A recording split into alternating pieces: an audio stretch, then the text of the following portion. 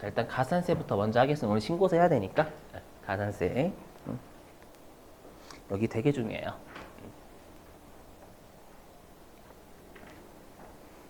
많이 중요합니다. 많이.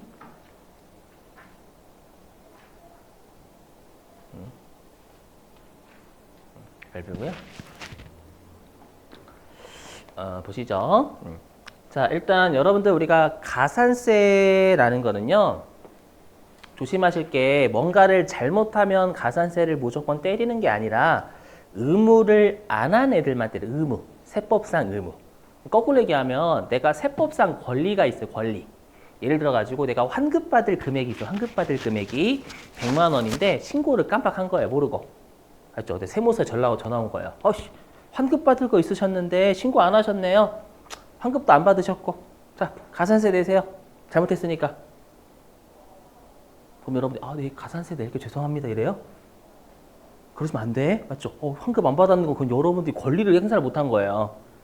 맞죠? 그래서 권리를 행사하지 행사를 못했다라는 건 나쁜 놈, 불쌍한 놈. 불쌍해요. 맞죠? 100만 원 받을 게, 내가 오히려 들어올 게 있는데 100만 원 못 받았단 말이에요, 여러분들. 맞죠? 그래서 절대 불쌍한 놈은 가산세 때리시면 안 돼요. 맞죠? 물론 그건 여러분들이 판단하셔야 되고, 시험에는 뭐 나쁜 놈이냐, 불쌍한 놈이냐 안 줄 거예요, 아마.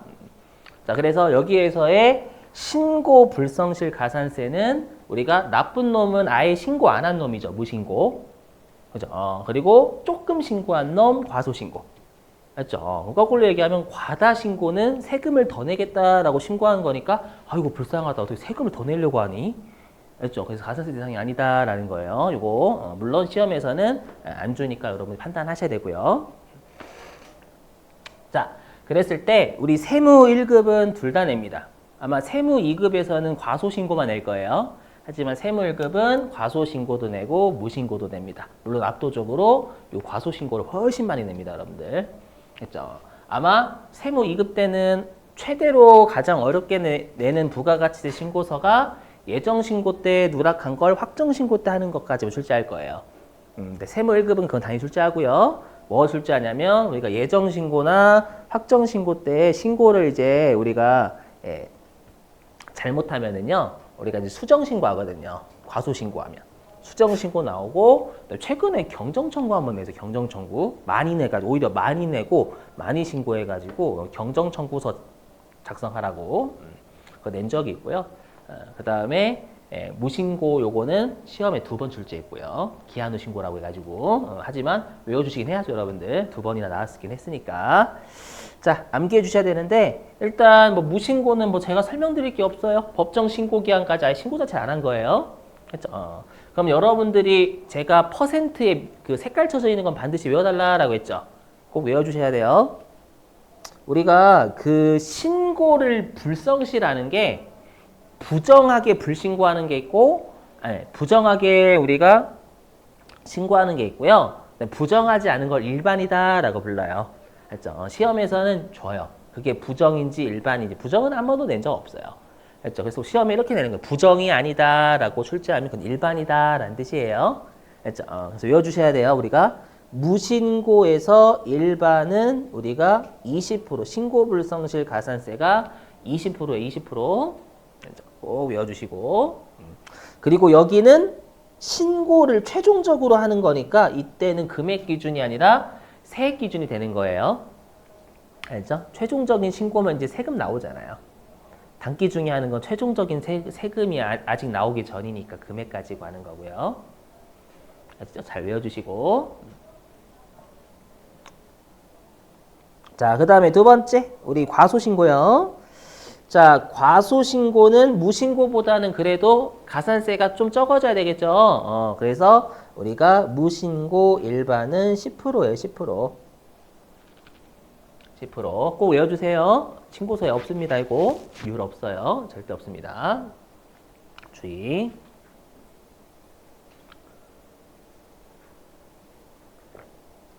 자, 근데 다시 이것만 있으면 그래도 할만한데 문제는 얘예요. 어떤 문제냐면 만약에 우리가 여기요. 법에서 정한 신고기한을 지나서 수정 신고를 한 거예요.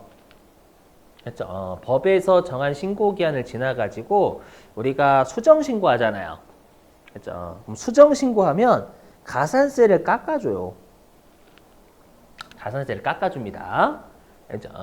깎아주는데 이 깎아주는 가산세는 우리 시험 목적상 요 신고 불성실 들어가는 가산세만 해당이 됩니다. 지금 여기다 띄우는 감면 있죠. 이 감면은 이름에 신고 불성실 들어가는 가산세가 딱 두 개거든요. 그 두 개만 해당이 돼요. 뭐냐면 우리가 세금을 신고를 불성실하는 것도 있지만 여러분 우리 영세율 사업자는 부가가치세법상 사업자에 아니에요. 영세율 사업자. 뭐 사업자 맞아요. 영세율로 과세가 되는 사업자예요. 그럼 영세율 매출은 있을 거 아니에요. 영세율 매출 신고 반드시 해야 됩니다. 소득세나 법인세 매출 자료 써야 되기 때문에. 했죠. 그래서 영세율 신고를 불성실하는 가산세도 지금 띄우는 감면이 있다라는 거예요. 그래서 과소신고는 우리가 무신고해서 적정하게 신고하는 것도 포함입니다. 그렇죠? 과소신고, 적정신고다라는 건 우리가 아예 신고하는 거, 적정신고하는 것도 포함이에요. 자, 꼭 암기해 주시고 자, 해볼게요. 요 가산세는 실제로는 우리 부가가치세법에 있는 게 아니라 국세기본법이라는 곳에 있기 때문에 소득세, 법인세 다 똑같아요. 여기가 유리, 국세. 예. 자, 암기해 주셔야 돼요. 이렇게. 특히 요 두 개는 꼭 암기. 요 두 개 반드시 암기. 1번하고 2번이요. 그리고 암기하실 때 반드시 감면이라고 외우셔야 돼요. 감면. 그죠? 우리 시험에는 감면을 입력하는 게 아니라 얼마의 감면을 받아가지고 얼마의 가산세를 내는지를 입력을 해요. 그래서 꼭 외워주세요. 그래서 1개월 이내에 우리가 수정 신고하면, 그죠? 1개월 이내에 수정 신고하면 90%를 감면해줘요.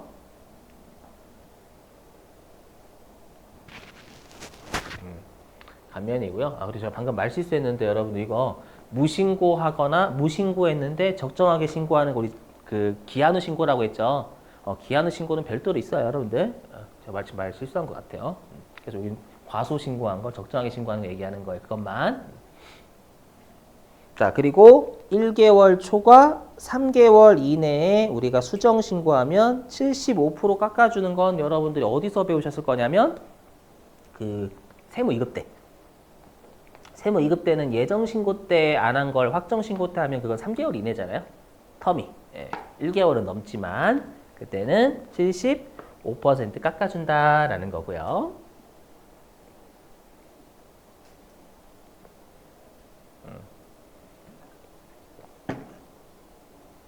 가산세 잘 외워주세요. 꼭 남기.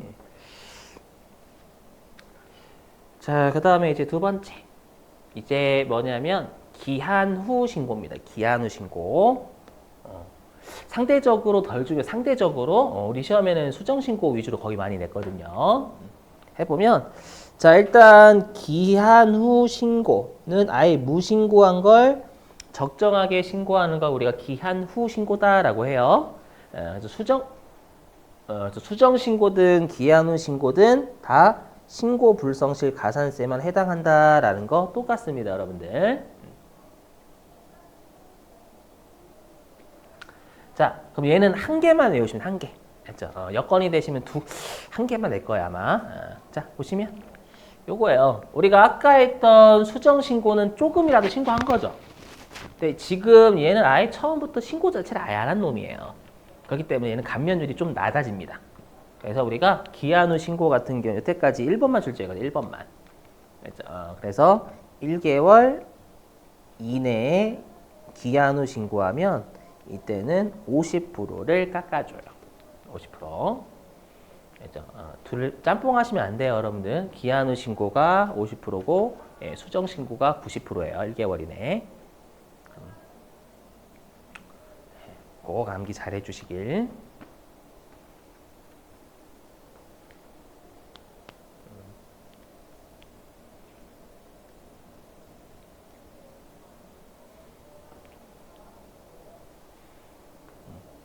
넘어가도 되죠?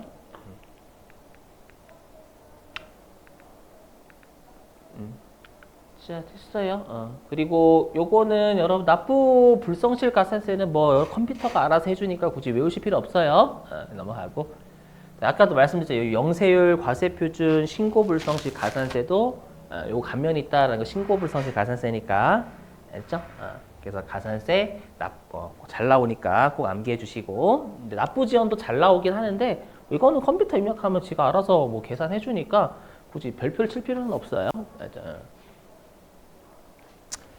자, 됐고요. 이제 부속 서류 작성 할게요.